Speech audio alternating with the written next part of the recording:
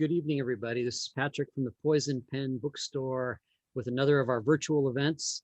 And tonight we have a real treat for you. Michael Koryta is here to discuss his brand new book. And I think Barbara's holding up the title right there, Never Far Away. And joining us again is Lee Child, who's going to be doing the heavy lifting and talking with Michael. And Barbara is at her home office. So it's quite the feat of technology. Here we are in 4 different locations. As always, if you're watching on Facebook, I will be behind the scenes here monitoring the Facebook feed for questions for Michael, for Lee and Barbara. And I'll pop up probably about halfway through if you have some questions. So as I always do, Barbara, I'm going to turn it over to you now. Thank you very much, Patrick. I am going to pick up my glass of delicious Dalheim rosé wine from South Africa, and I'm going to toast Michael Koryta for his book launch, Never Far Away. Michael, we've been so lucky to do this with you very often, but this is the first time you haven't actually been sitting next to me, hoping that we can get through the event so we can go out to dinner. We're breaking new ground. I won't say I love it, but thank you. Oh, you're entirely welcome. So our history with Mr. Koryta is vast, and among other things, Michael was a writer in residence for the Poison Pen, which was a lot of fun. I think you were the second one following Charles Finch, if I recall. And it was great. He taught classes and he hung around, but he also actually wrote something while he was in Scottsdale, if I remember, right? Yeah, I wrote the first act of the screenplay for Those Who Wish Me Dead. And it comes out May 14th. We do have a release date now. Taylor Sheridan, amazing director. Angelina Jolie, I hear a few people have seen some of her films, so that's exciting to actually have it out in the world. And it all started there at the Poison Pen, so thank you. I should be giving the toast here. Not at all. It's really been a pleasure. We have a local author who is former policewoman named Isabella Maldonado, and she came out with a new book this year, and the next thing we know, J-Lo has bought it and is going to be starring in it. So I think to myself, who knew that books were going to be the road to hanging out with Hollywood? But Lee knows all about that, right? And actually, Lee, what's going on with the Reacher TV before we plunge into Michael's book? It is going fine at this point. I mean, at the moment it's on, it's paused because of the pandemic. The idea hopefully was that we would start shooting in last fall in Georgia, which for a time looked possible because, you know, the idea was to have a quarantine set that we might just get away with. And, but then it got too bad down there. So we're pausing over the winter and starting in the spring in Canada. Oh, really? Yeah, so the sets are being built right now as we talk. And middle of March, the essential core crew goes out there, and in the middle of April the camera rolls. And so yeah, it's all happening. We're talking about music and all the good exciting stuff that is interesting to me, because as you may remember, I started out in television, and so I've sort of looped all the way back, but into a whole different television environment. You know, it's completely different now than it used to be with the advent of long form narrative binge watching streaming type television. You know, that was not invented yet when I worked there. We had to pedal the equipment to generate the electricity and all that kind of stuff. Now, right, the bicycle, right, to generate. Oh, so wow. Now I'm seeing it from a different perspective. It's the same but new, and so far it's a lot of fun. Who's the casting? We've already mentioned Angelina for Michael, but who's leading the Reacher series?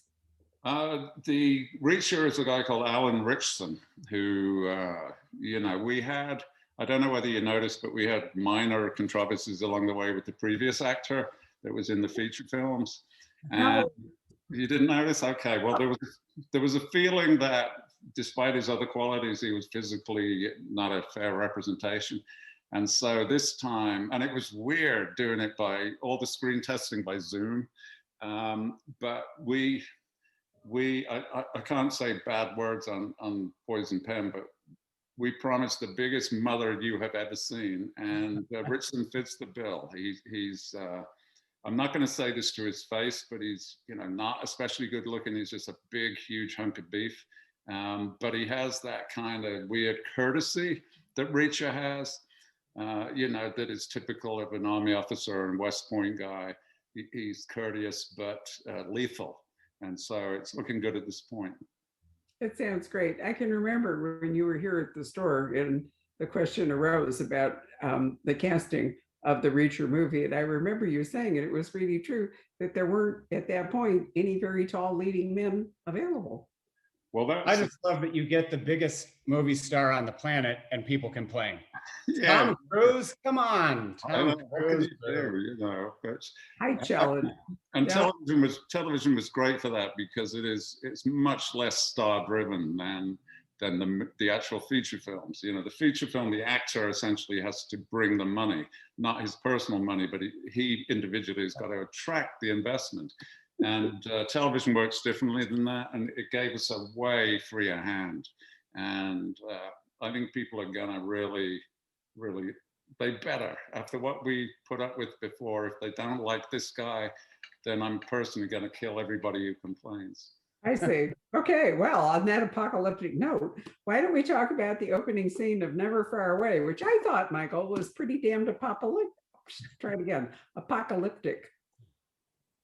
Thank you. Yes, I like to open with something that feels, you know, it's a feel-good kind of Mother's Day pick. So I think the first sentence refers to twin satellites of death. I want to set the tone in as cheerful a fashion as possible, as quickly as possible. So that's something Lee taught me years ago. You're right. Twin satellites of death, right there. Okay. Yeah, I mean, there's a lot to talk about this book, but also about other books. And I mean, obviously the movie, we've got to talk about that with Angelina. But my standard, and Barbara knows this because we've done a few of these this year, but my standard question is always first, how has the lockdown treated you as an artist? You know, I'm not asking medically how you are or politically what you feel about it, but purely through work. How have you reacted to it? Some people are incredibly productive. Some people are paralyzed.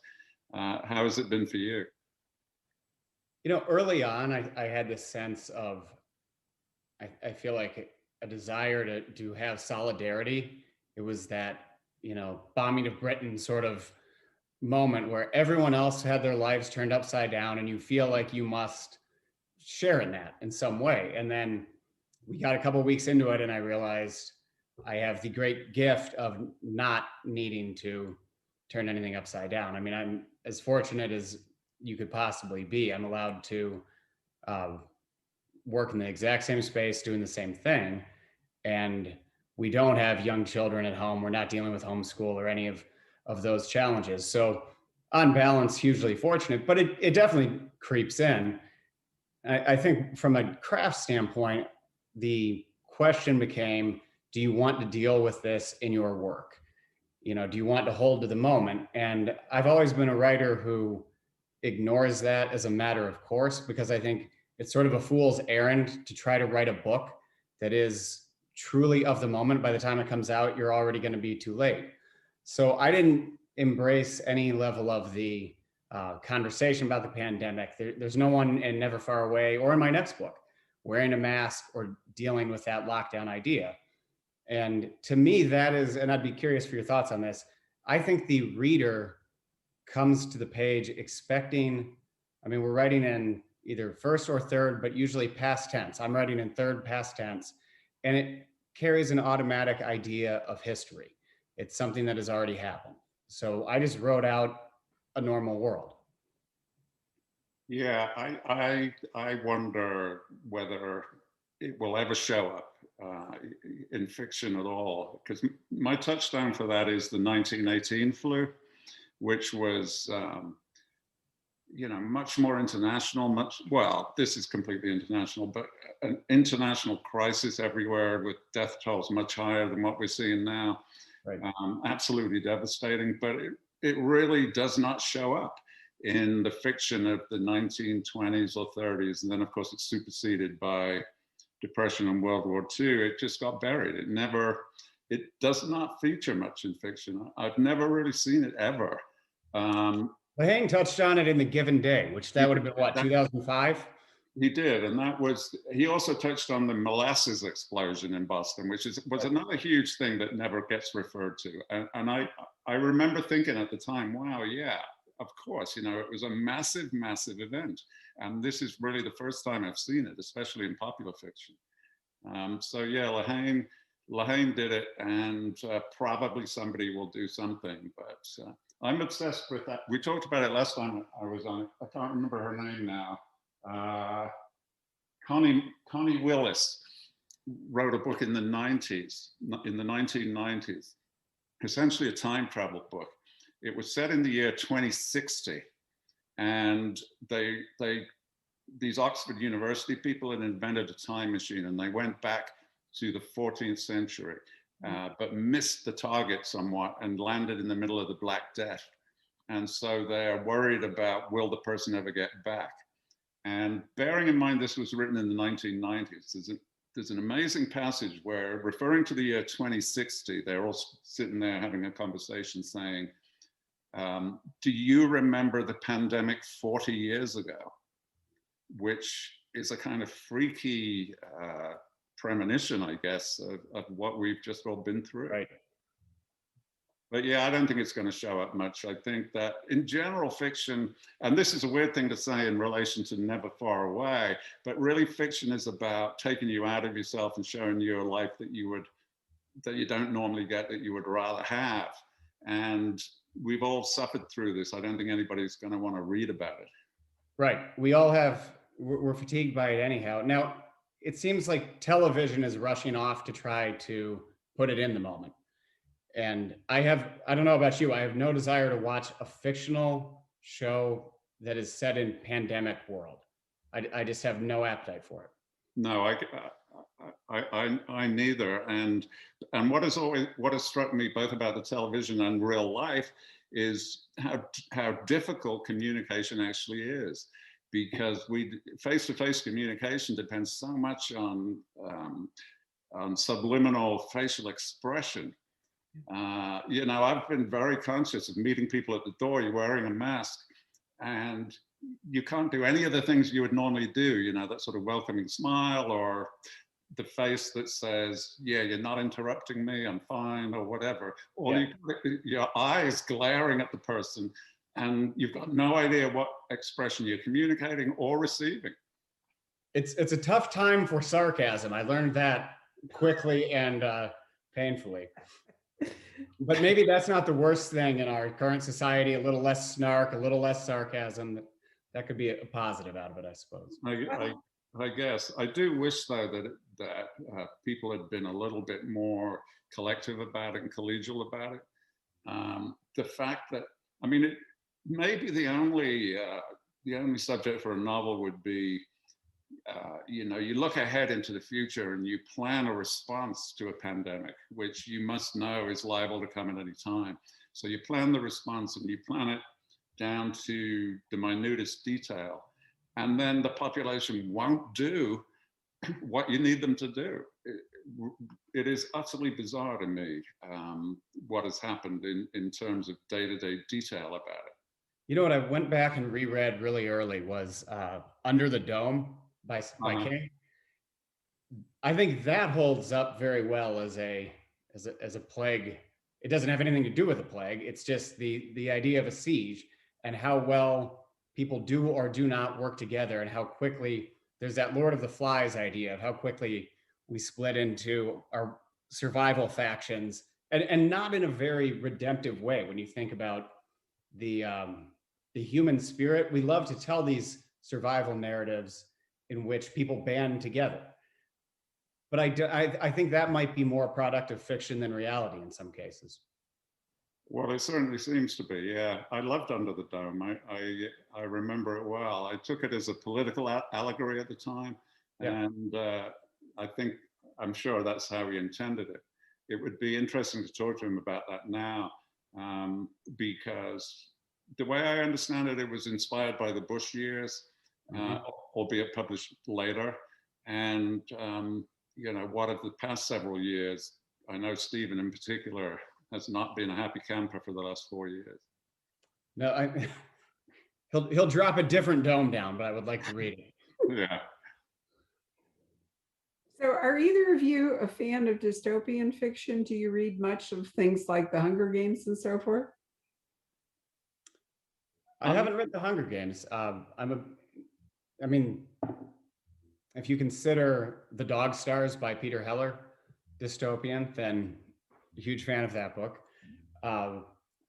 Is most of McCarthy not dystopian? I mean, I could take that. Well, the only reason I asked was, it feels as though we are living in a dystopian novel. I'm not a fan of dystopian fiction. I've never, really wanted to imagine the world as it was blown apart by, atomic warfare or plague or whatever it is. And I find it really disconcerting, having dodged all the really horrible events of the 20th century by being born in 1940. So I was too young to remember the war, missed the Depression, the whole bit.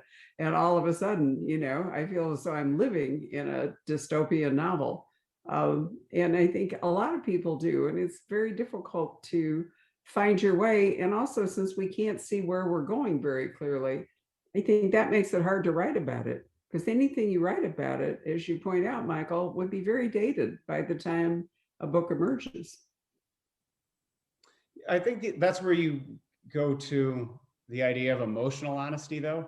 If the emotional honesty is there, then it's timeless. And there are some core responses, some human responses we've seen in the last year, for better and for worse, that you could use that to frame any type of narrative. I mean, not to put Lee on the spot, but Jack Reacher would have been, I feel, very angry during the last year. I feel like he would have had some scores to settle. And that desire for the white knight, the man who's willing to avenge, I think we're all feeling that. And we might be pointed in different ways, but we're all feeling it. We are, although the nature of disease and infectious disease is so different, stealthy, unidentifiable. There's no real identifiable opponent. It is purely abstract and dystopian. I don't read much dystopian fiction, McCarthy, obviously, and so on, but I don't seek out dystopian fiction because I read a lot of history and nonfiction, and that is, dystopian enough. It's as bad as you could get. I just read a new book about the Cultural Revolution under Mao, and I'm now reading the new biography of Sylvia Pankhurst, which is, a particular period of time that everything is dystopian. Why would you want to read about it in terms of fiction? For me, fiction is escape, which doesn't mean it has to be all fun and pleasant all the time, very far from it, but it has to connect with achievable desires. Somebody's in trouble, they want to survive. Somebody's been wronged, they want to put it right. It has to be achievable, and I think that pandemics and so on are just too global and too enormous and too amorphous, really, to identify an opponent. Although there's one idea I have had, and I don't intend to write it, but one idea that floated through that was pandemic anchored, and I actually had the moment of thinking, I would like to write this, and then it passed. You remember Neville Shute's book, No Highway? Oh, yeah.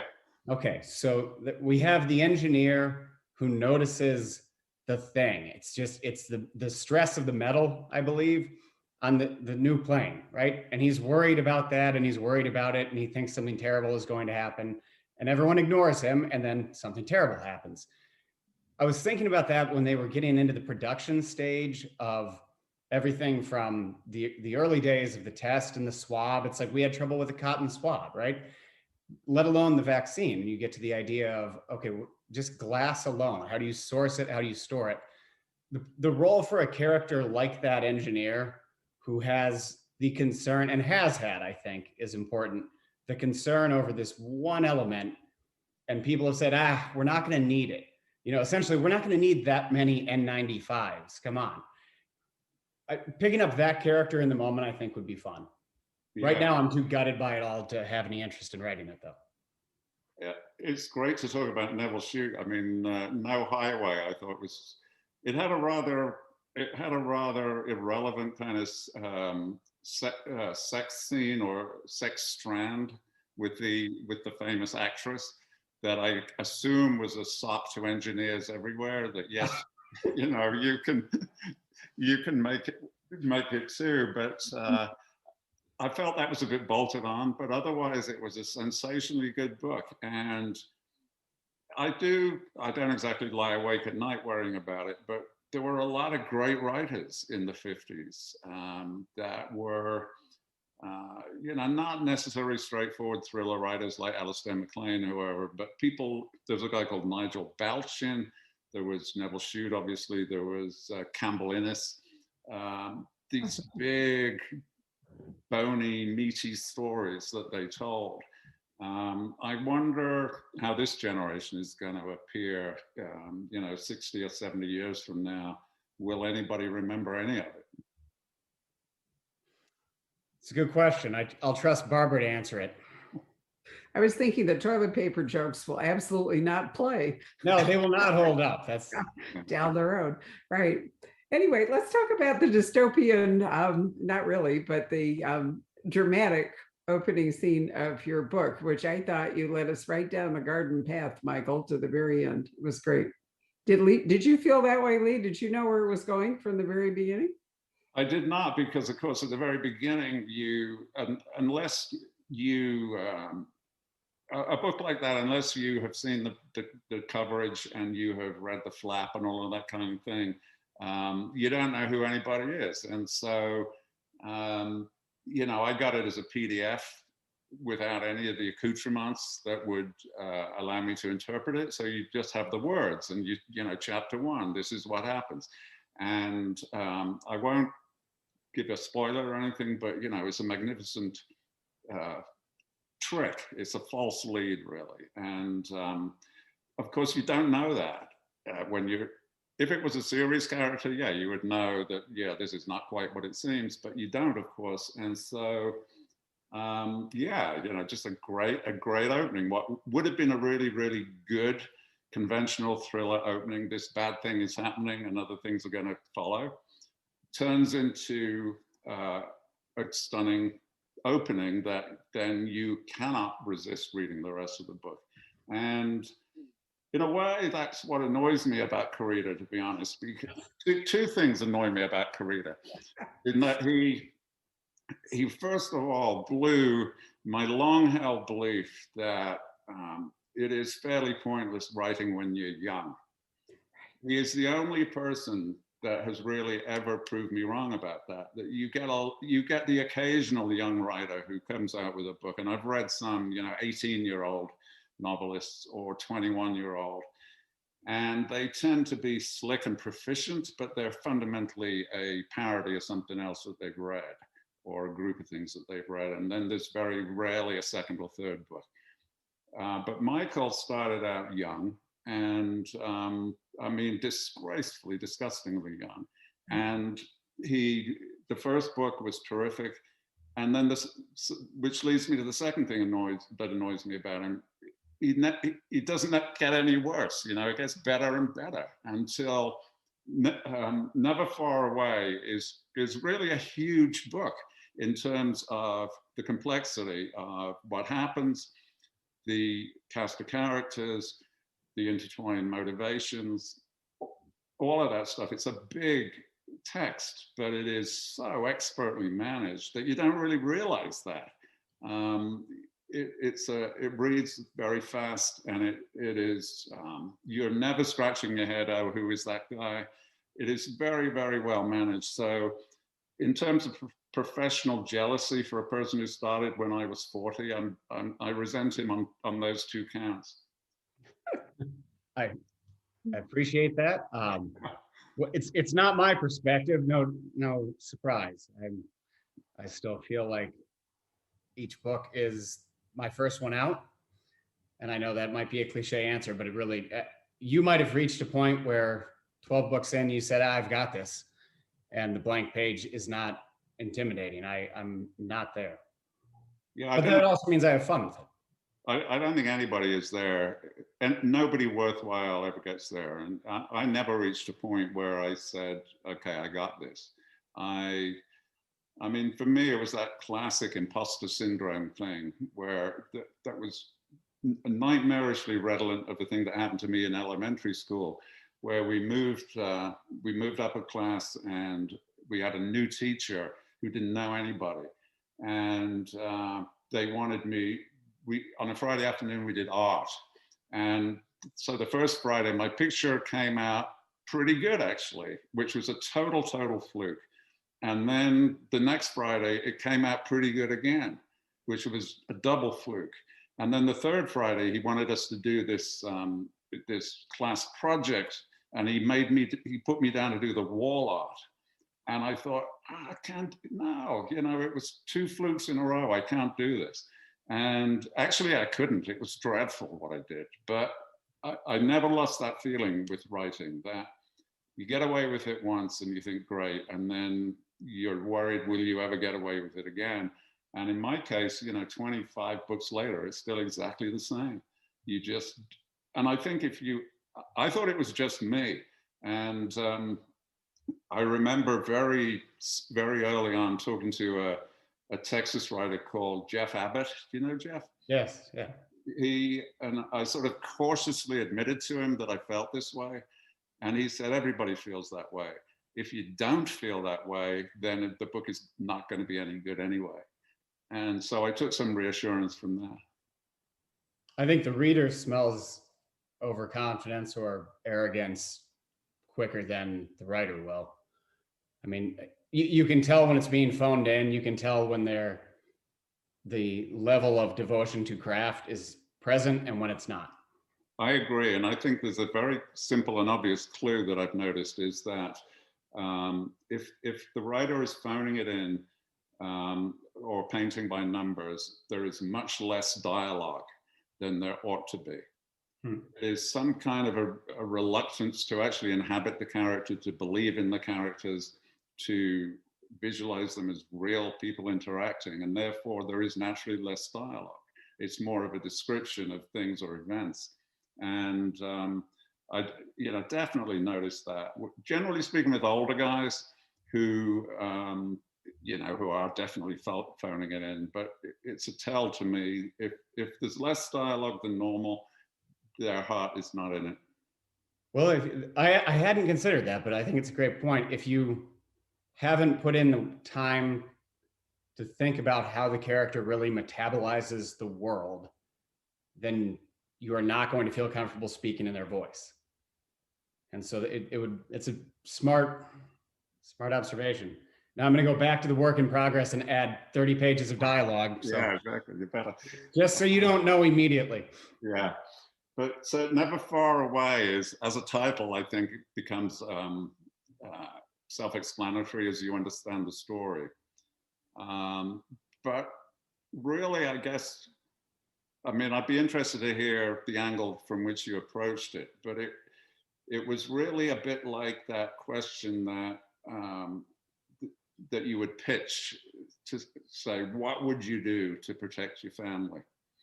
And that normally means, it's usually a male character who then will hunt down the bad guys, a Cape Fear type of thing, either right. Successfully or not. But was that the motivation for this book? How far would you go? What would you do to protect your family? Because that seems to me, the fundamental idea in the book, and also the message behind the title.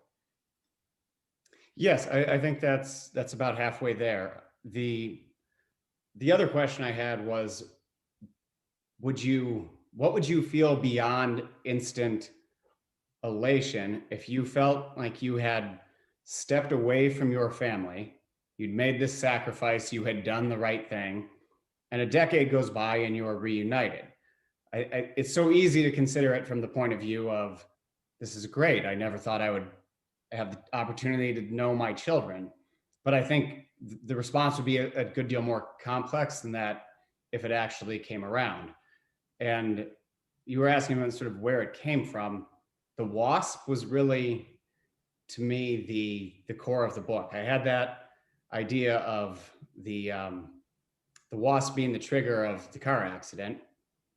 And when you read about the wasp, you learn only the female has the stinger. She can sting repeatedly. But I was also fascinated by the colorization. There are all these warnings that say, do not touch me, do not come near the nest, right? And then you remove the wasp from the nest. And if the other warnings are ignored, then what choice does she have left? And it was just, I thought that was, I'm always trying to find the micro and macro pairing that really makes me excited about a story. And it was that idea of, okay, if you remove every other alternative, you can't be surprised when you inevitably get stung. But it's also the stinging of the wasp is a desperate and usually futile act. The other thing that I thought was above and beyond was the reaction of the children. Again, we don't want to give too much away, but they were fully formed humans in and of themselves. They were not just plot devices. They were not there for, you know, emotional baggage or light and shade or whatever. They were real characters with feelings of their own about the whole thing. And I love that in a book, because once you start reading it, once you're a few chapters in, especially for a fellow writer, you feel, okay, yeah, I got this.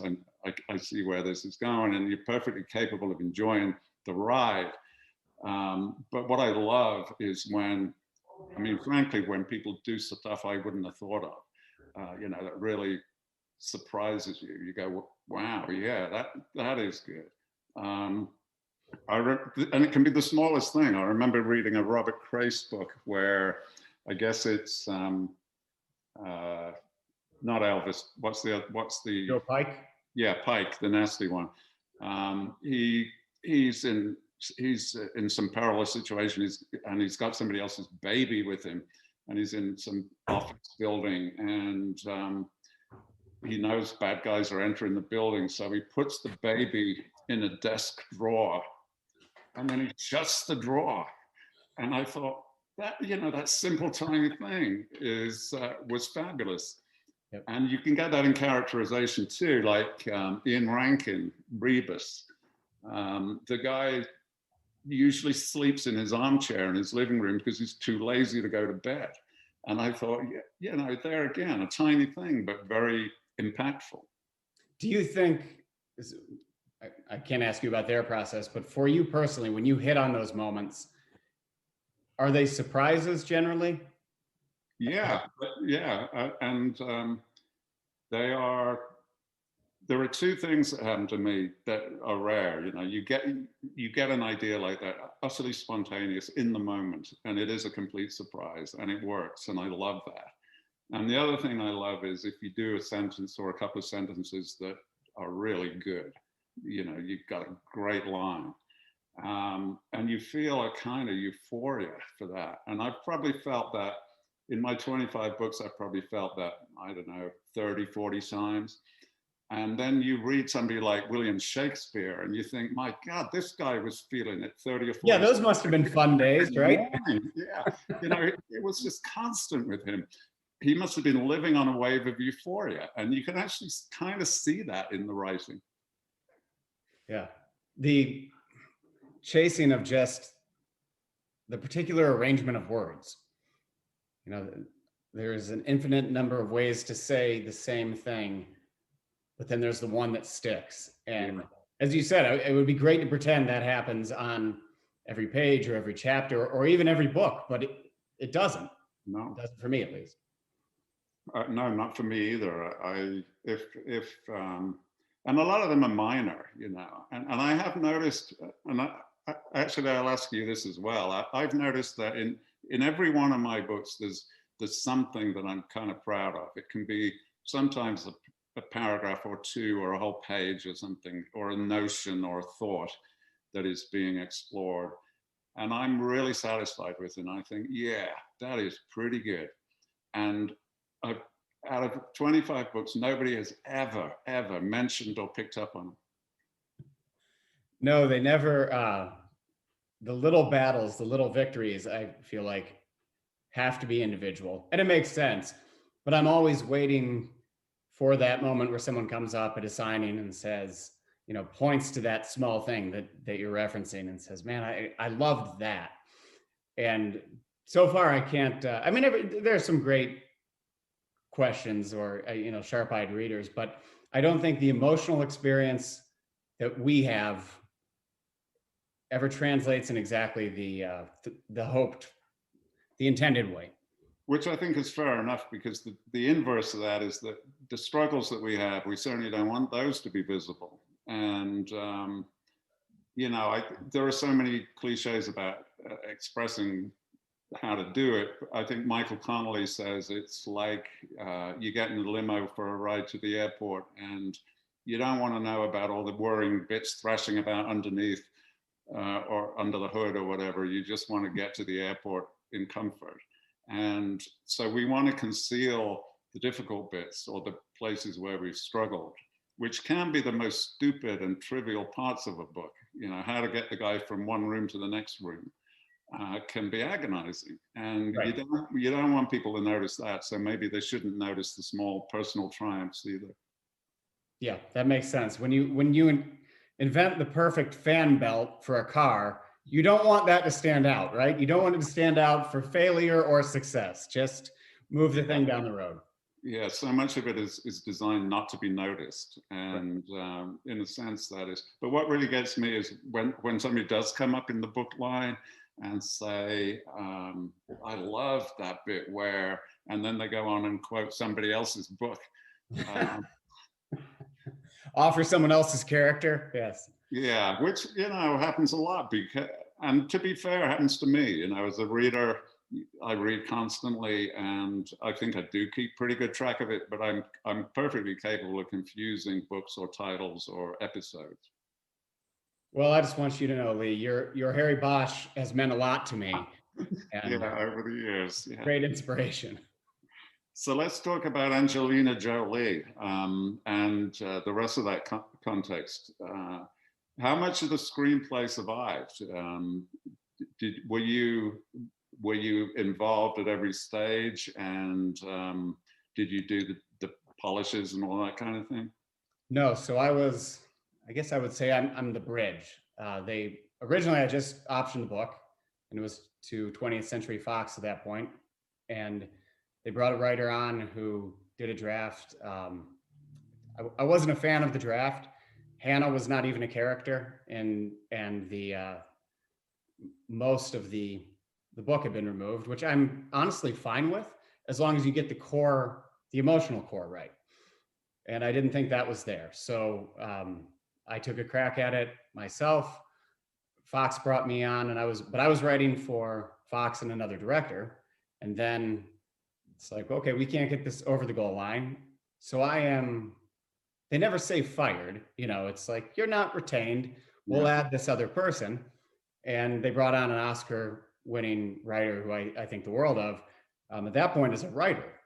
And so we had another director in another studio. Disney comes in, Fox disappears, and the producers managed to, I think it might be the only live action movie that made it off the Fox lot and actually found production anywhere else. And then ran smack into a pandemic. So to get back to your question about the script, I would say structurally about 80% of what I did is there. I'll leave it to the audience to determine whether those were good or bad portions. How is it coming out? Is it simultaneous theater and streaming, or yeah? So AT&T, parent company now of Warner and HBO. Warner picked up distribution, and the entire 2021 slate goes theatrical and HBO Max at the same time. Mm-hmm. Which, I'll admit, I went through my little stretch of feeling sorry for myself about the experience that I won't have with the traditional premiere and the red carpet. And you've got such an amazing cast. I mean, you've got Nicholas Hoult and John Barenthal and Aidan Gillen and Tyler Perry and Sheridan and Jolie. I love everyone involved with the movie. And then I read a quote from the director of Judas and the Black Messiah the other day. I think it was in the Atlantic. And he said he's in the exact same scenario. His movie's coming out from Warner and HBO Max. And he said, well, why would I possibly want someone to go to the theater and get sick and die to see my movie?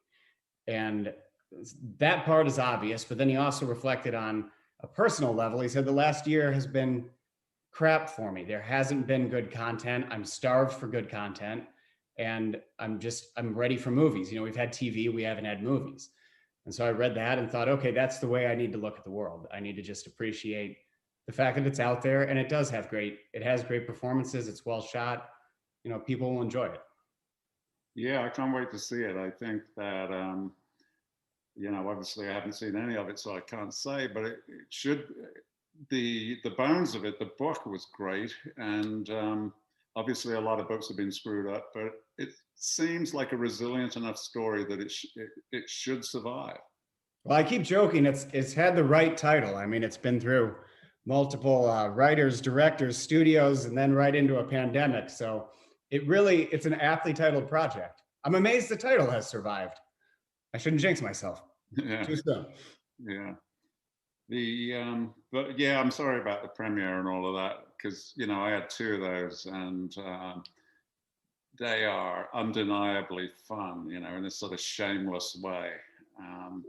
And you've got to sort of participate a little bit in the illusion, because, right, the red carpet is, it attracts people of, they're basically hysterical, and they've got no clue who anybody is, let alone the book writer. And yet, they're screaming and shouting, and it's just lovely. It is absolutely a lovely experience. Except the first one, the first premiere was in London in December, and it was so cold. And I thought the red carpet was just, you walk down this red carpet into the theater, but there were 20 paces. Yeah, it was at least 200 yards, and there was interview stations every step of the way, and crowds and all of that. So I was outside for 2 hours, and I felt I was freezing. I felt lousy, and then we flew back to the States for the US premiere that was immediately cancelled because of the Sandy Hook school shooting. And unfortunately, that first movie opens with a sniper attack, and one of the possible targets is a child. And so all the PR and promotion and premiere had to be cancelled. So, but the second one was good fun. So I'm sorry that but you'll get it on the next movie, maybe this one. I'll look to the next one. I mean, it is the literal definition of champagne problems. So yes, I'm aware of that. Yeah. So, this will surprise you, but I actually had a red carpet experience of my own, which I truly enjoyed.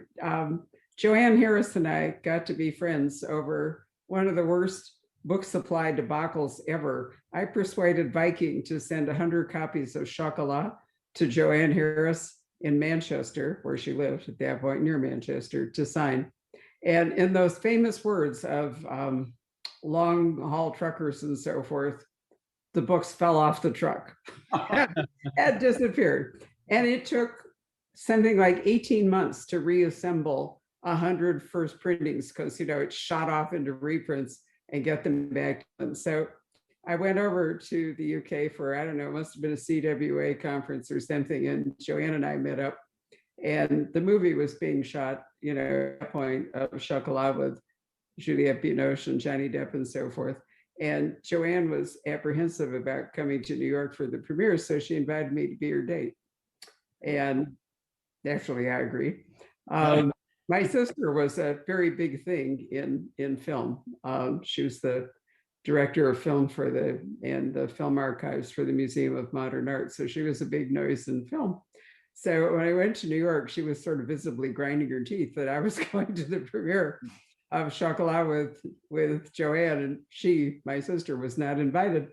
And we did the red carpet thing. And the thing I remember I enjoyed the most was I got to walk down the aisle and take a seat 4 rows closer to the screen than Nora Ephron. I thought this was just fabulous. But anyway, when it was all over, the Plaza hosted the after party for chocolat. Everything was chocolate. Juliette Binoche was swathed in swan's down. Johnny Depp was in jeans and a holy t-shirt. And I was having an operation at Mayo Clinic 2 days later. So for the only time in my life, because I'm quite short and I have to watch my weight, I was able to eat all the chocolate I could possibly eat at the Plaza Hotel. And that's it. I never expected anything like that to happen to me in my life, but it was really dizzying in all kinds of ways. Lord, it was a long time ago too. When did Chocolat come out? It must have been like 2003 or 4 or something. Oh, I think possibly before that even, I think. Might have been. I Anyway, remember. it's a wonderful experience. You know what? It's a movie that holds up too. We watched it again not long ago. It was an amazing performance by Juliette, but Johnny Depp has done a lot of strange things since, but I thought he was really good in Chocolat. I love Juliette. I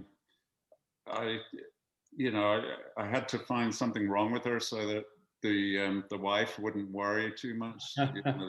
I was theoretically looking at other women, but I think her shoulders are kind of broad and chunky. I call her the wrestler, but apart from that, she's all right. Have you been watching Call My Agent? No. Which is possibly the very best thing written on Netflix. I mean, it's it's French, and it is absolutely extraordinary, but you want to watch it because in season 3, I think it is, Juliette Binoche is the actress that's the center of it, and she is beyond fabulously. So if you're a fan of hers, you really want to check in to Call My Agent. I have a question for Michael. Why is this book set in Maine? I mean, I know that you're living there part-time, but Maine is such an interesting background, for the kind of action that you have in this book. Yeah, I think you answered the question. It's such a visually compelling background. I love places, whether it's Those Who Wish Me Dead and Montana and Wyoming, or It's Never Far Away in Maine. I love to work with a landscape that can push back on the characters. And I really love to write a sense of that line where a place can be both beautiful and deadly. And that's the exact same moment. And Maine is filled with that. Also, Maine's filled with very unique speakers. So Lee was making his comment about dialogue earlier. I love the sort of local color in Maine. And I also love that Maine feels like, to me, it's like a mafia experience. The term "from away" is so unique to that state. Yeah. And it's not just a little cliche about, oh, here's, the tourists from away. I mean, that really, it means something. You could have lived in a town like Camden or Tennant's Harbor, where some of the book is set. You could have lived there for 40 years and you're still from away. So I always joke that my wife she's like in Goodfellas, there's you're a made guy because you're a friend of a friend of a friend. And my wife is a 4th or 5th generation Mainer. So I feel somewhat connected. I feel like a made guy, even though I'm definitely not viewed as a Mainer. But I generally don't write in the same location. And I've now 4 of the last 5 books have been set there. And there's a point where I begin to think about, okay, what is the appeal beyond the visual, beauty of the place? And I've never written a book set in my hometown. I've never written anything set in Bloomington. So yeah, the more I write about Maine, the more I'm kind of conscious of that. Well, it's a coastal state. You've got the end of the Appalachian Trail. It's a border state. There are just so many, really wonderful things about Maine that there really are. I mean, it's so much 2 things in one: the coastal strip and then the rest of it. And the rest of it is huge, and it is impenetrable in a way, maybe never been walked upon. There's primeval forest in Maine that if you were to walk hundreds of miles and squeeze into between 2 trees, you might be the first human ever to do that. It's a phenomenal place. So when you look at the map of the state, you see, 95 carving its way northeast, and then all of the population is jammed down in the southeastern part of the state. But just how much land there is on the northwest side of the state is kind of staggering when you really get up there. And as you said, when you consider the manifest destiny migration of this country, no one ever really went up there and stayed in northwestern Maine. They moved other places. So the idea of putting characters up there and asking the question of why did they stay is just, it's always fascinating to me. There was the story, it's a tragic story, but the book title was When You Find My Body. And it was a book about Geraldine LeGray, I think was her name, but she had been hiking the Appalachian Trail, and it was the largest and most expensive manhunt in the history of the Maine Warden Service. And they searched for months. They had planes and dogs and the most qualified search and rescue people you could possibly have there. When they finally found her, she had starved to death I want to say she was like a quarter mile off the trail. And she was so lost, she couldn't make her way back and they couldn't find her. When you think about a forest that dense, it's like, that to me is something out of, an old European fairy tale. It's that, just as you said, that medieval primeval forest. Yeah, it's real Brothers Grimm kind of a thing. Why don't we invite Patrick to come back in? He's the black hole here in this operation. Patrick, rejoin us. I like what you said about the phraseology. In Wyoming, they use a thing, my brother Andrew and his wife Tasha. Yes. I would say Andrew and Tasha. And if somebody knows, say Andrew slightly better, Andrew's the point of contact, they will not say Andrew and Tasha, they say Andrew and them. Yes. Okay, now I've heard that in Montana. Yeah. But it's not something you would hear in Indiana or Florida or anywhere else I've lived. Exactly. I love the fact that the US is so huge that dialogue is different everywhere. And, but you can justify any mistake really, because somewhere in the US, somebody says everything. Someone speaks like that, right? Exactly. But it's very hard to convince people, and I've been on the receiving end of that, where you hear a phrase that you just cannot make any sense out of until you understand that it's a very regional specialty. And then you file it away immediately. Yeah, I mean, for me, it's out of pocket, which to me, out of pocket means that you've laid out some money on behalf of somebody else and you've not yet been reimbursed. And in LA, it means they can't take a phone call? Well, in Arkansas and parts of Alabama, it means unavailable. And this guy said to me, I'm out of pocket that day. And I'm like, what? What does that even mean? But it just couldn't make it that day. Right. Maybe it's a football thing. I don't know. Let's see. Wow, that's from a man where in London people can hardly even understand each other's dialects. I'm really impressed. Patrick, do you have questions from the audience? I do have some, yeah. I mean, but about the regional dialect, I just hope it survives, in this age where every American town is starting to look like any other town, with the same Target, Ross, Starbucks on every corner. You just hope that the regional accents will stick around longer.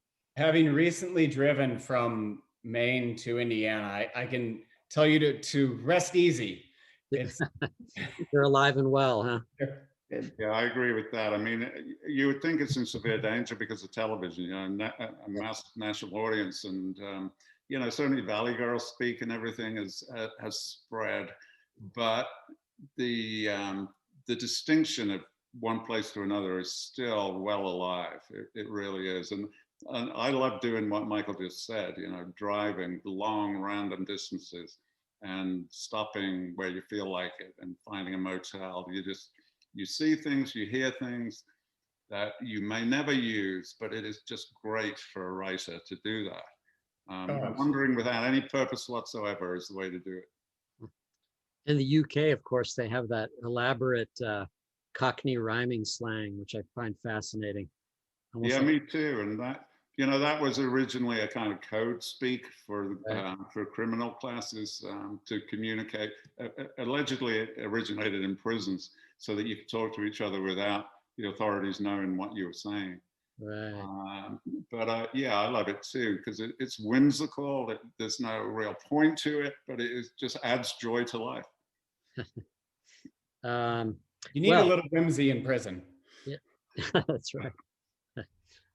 Well, all of our good friend Alifair Burke is tuned in, and she just says, really loved Never Far Away, Mike.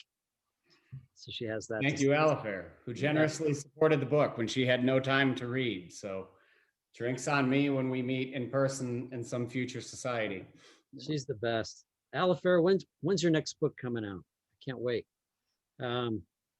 January 2022. Oh, is it?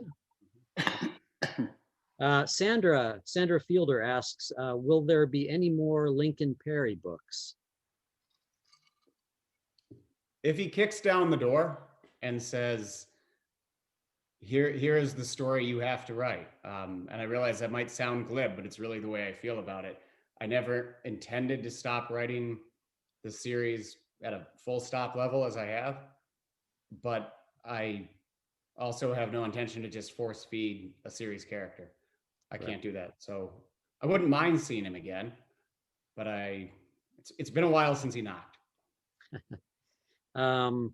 Maria asks about the upcoming movie. Is Michael going to have a cameo in the movie like Lee did in the Jack Reacher movie? That would be cool. Yeah, they've got some great footage. It was a behind the scenes kind of thing, but they're chasing me away from Angelina Jolie's trailer. So, I'm sure that'll be in the DVD extras. I don't have a cameo in Those Who Wish Me Dead. I do have a cameo of sorts in So Cold the River. And it's one that pleases me enormously. I'll say that. It suited my acting ability. Somebody was asking about this little book right here that came out. Friend Scott. Yeah, since she didn't hear you were out on the road talking about it, and we did a program with you. Would you mind just telling us a brief bit about it?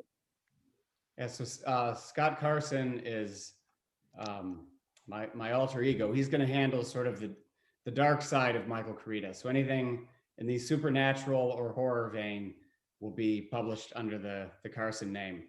And The Chill is a good, cheerful story of neglected infrastructure that leads to human catastrophe. So a lot of our feel-good conversation from the beginning of the evening is, it's brought around pretty front and center in The Chill.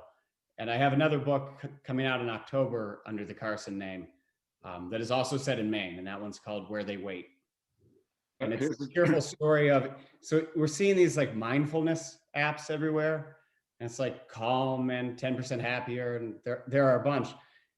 And they could be very helpful, but there's something to me that seems fundamentally creepy about the idea of so many people tuning in to the same content to be relaxed. So I thought that'd be a fun way to sort of play with murder and suicide and general death by phone and relaxation. So I'm trying to find everything that makes you feel good and then use that to scare you. Technical question, Michael.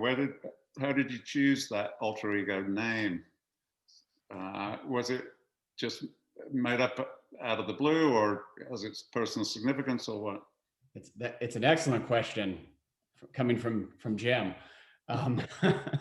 So Carson, actually, you were on my mind with that. I don't know if you just made it up, or if there's something to it.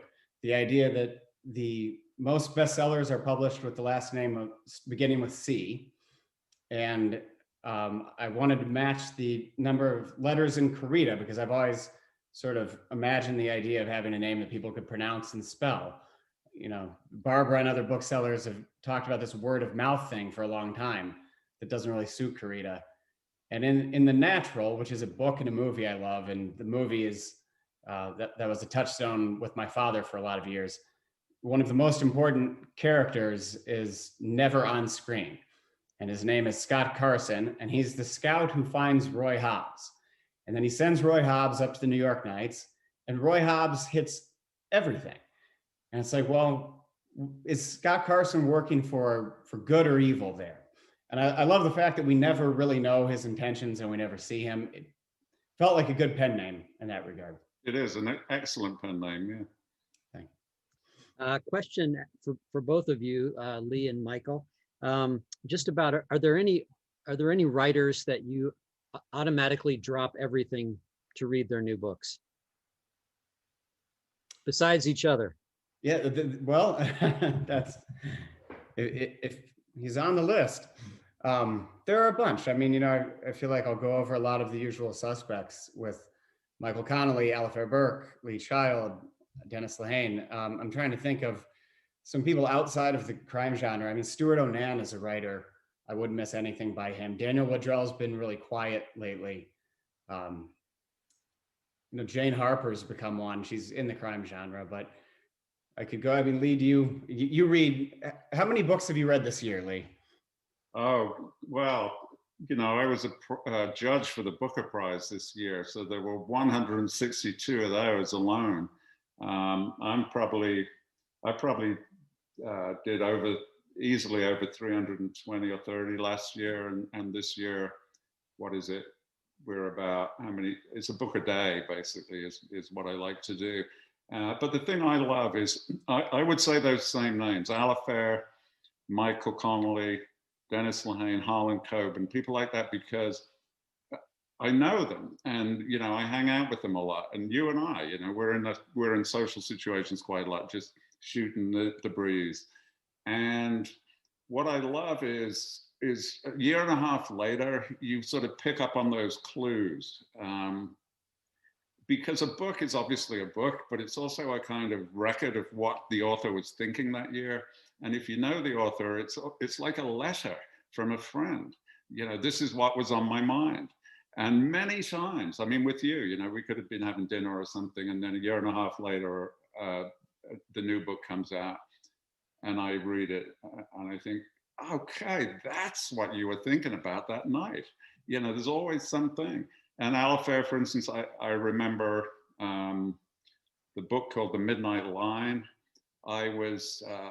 I'd been working that day, and then we went out for dinner, and I was trying to think through an approach to something, and she and I and Sean probably talked for an hour and a half about this issue, and it totally clarified it for me. And it only shows up as like one paragraph in the book, but that is the result of that dinner. So, the personal relationships are very important, going both ways. And then, I see Alistair from time to time, or Michael or whatever. And so then I read their book, and that's what they were doing that day. I find that very fascinating. Yeah, it doesn't just build the connection. I think it deepens it, because in some ways the book is more personal than the conversation. Yeah, very much. And it's, a book, as far as the public is concerned, is just a book, but it is that author's life that year. Yeah. And you'll never get rid of that. It's like a sort of slice of tissue on a microscope slide. That's what it is. That's who you were that year. Absolutely. Well said. Barbara, that's about all we've got here. A lot of people watching. I was going to hold up a book for Michael because I was reading it right before we started this. It's called Lola on Fire. And Michael apparently had considerable input into it. Plus he has a blurb on the back. So this is somebody new to me, but I think both of you are incredibly generous to not just established authors, but to new authors. And, that is so important, because right now it's particularly hard for anybody that doesn't have a recognizable name to get any sort of attention or traction. And so it's great when you help those people out. Patrick and I have been, Lord, we must be getting close to 300 Zooms, if we really looked at it. We've already done a new author earlier today named Abigail Dean, who has a book out called Girl A, and Kaz Freer from actually Coventry Lee came in to talk to her. One of the great things about Zoom is we've been able to talk to many authors in the UK and other countries, Australia a lot. Talked to Jane Harper last week, as a matter of fact. That's something that interests me as well, is how things go in waves. And women writers from Australia right now are terrific. Yeah. I don't know why it would be, but it's a golden age for that. But people assume I'm a nice guy because I help new authors, but absolutely not. It's purely selfish. I love new books. I love you know, a debut novel that is, there's so much passion and energy and freshness. And if it's good, then you feel, wow, you know, I got in on the ground floor of this, and for the next 20 years, I'm going to be following this person. You know, I that's believe so that true. what Lee just said was genuine. He does. I know how much you love to read. However, I'm going to call BS on the people think that you're a nice guy, as if that's not true, because you gave me one of the first blurbs I ever had, and that it's been almost 20 years now, and you're giving up your evening to support my book again. So I don't think you really can make the case that you're not a nice guy, not No, a generous guy. I'm not a nice guy. I just love books, and I love writers. And you know, I wasn't a writer as early as you. I was a TV guy, but eventually I was a writer, and I feel like these are my people. You know, there's a certain thing about a writer, a wavelength thing that is so nice to know, just nice to be with them, nice to listen to them. And I think that's another huge misconception, looking in from the outside. They think that writing is somehow hierarchical, and that it's like a vertical ladder with people at the top, people in the middle, people at the bottom. And I don't feel that at all. I feel like it's completely horizontal. It's like a chessboard. Sure, you're on your own square, but you're level with everybody else. And especially the debut people or people early in their careers, they still have the excitement and the passion and the joy of it, and to be around them. And they also are spraying ideas around. You can steal them. It's great.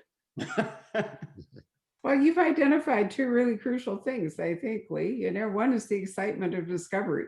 I mean, you know, we've always been passionate about that at the Poison Pen, supporting debut authors and finding them. And I think we have a really admirable track record. Patrick, in particular, is very good at spotting wonderful new talent. But then there's the familiarity of, you know, authors that are friends and whose books you like, and, you know, getting acquainted with them. And it's a wonderful mix as you work through a year. All I'm saying is that it's wonderful that you who do have names are helping those who don't get to some kind of audience, because it's so tough right now. Anything in particular, actually for all three of you, books that maybe not out yet that you've read and really loved? I'm sure both of you, Michael and Lee, have get hit up for blurbs all the time. And is there anything coming out that really comes to mind that you would recommend to us? It's a book I'd mentioned to Barbara recently, and I think going back to when we did our chat in November, Richard Chismar's, I think Simon & Schuster's publishing it, but it's structured as if it's true crime, and it's told as if it is in his voice. I mean, it is his voice. It's his life. It's his experience. But then it's a novel, and I was intrigued with the structure of it. And he seems to be just a great guy. When Lee talked about hitting that wavelength, and by the way, I've never met Rich in person, so he could really be a murderer. I don't know. But I gravitate to people who just love books. And, you know, Lee is mentioning how many books he reads a book a day. And Richard Chismar strikes me as someone who just inhales everything. And there's that, you cannot fake a true infatuation with literature. And he seems to have that. So I would really recommend everyone give that a look. I think the book is called Chasing the Boogeyman. There was a title change.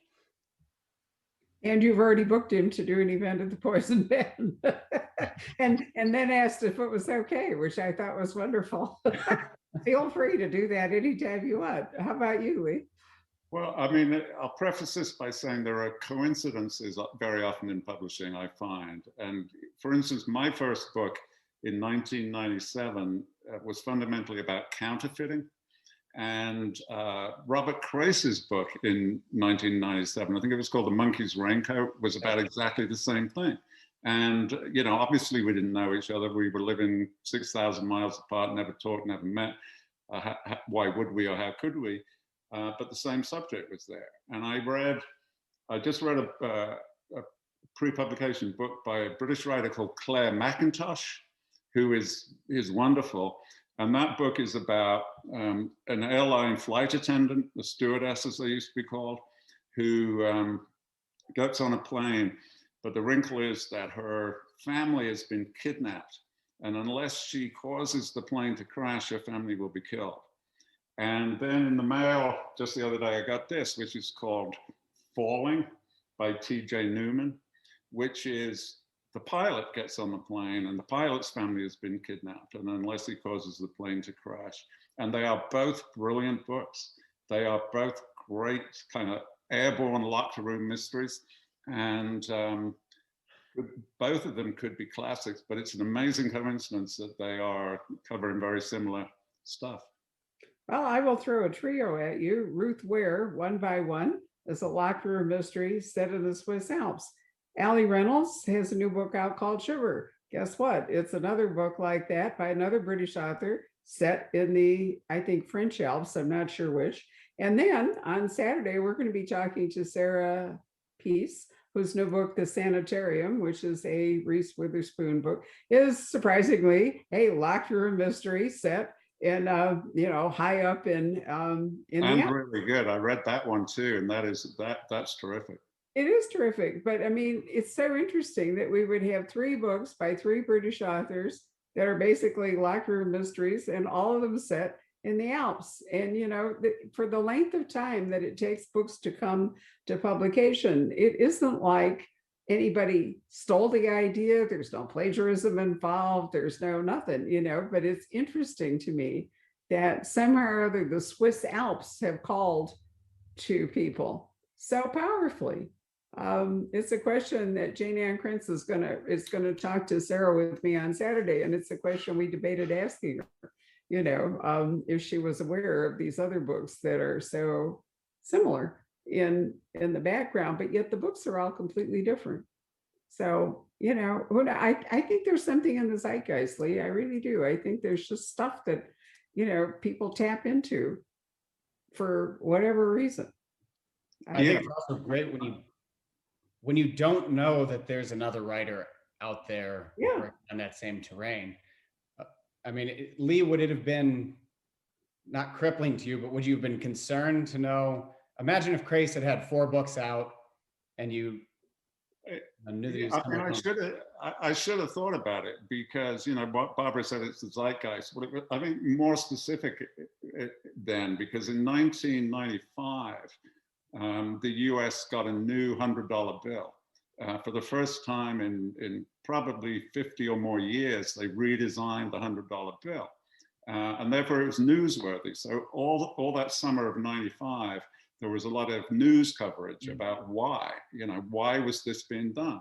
And in great detail, about the economic impact of a reserve currency and all this kind of thing. So all around the world, I'm guessing authors were reading that coverage in passing. And for at least 2 of us, we thought, yeah, that's an idea. Do you remember, Lee, the year that Peter Robinson and Reginald Hill both put out really terrific books, quite different? And each one of them was about a village that had been drowned because of a dam, and then the water somehow or other, they'd come back up. I remember that very well, because both of those came from 1976 in Britain. There had been 2 consecutive incredibly hot, dry summers, and that was literally happening all over. So again, people were seeing it, and a couple of authors got the idea. But what I remember about Reginald Hill is one of the few people older than me, and he and I were, he literally looked like my dad. He really did. And he and I were at a Swedish book festival together, and we were paired to do the radio interview, and we were like queuing up to get on the radio in 2s.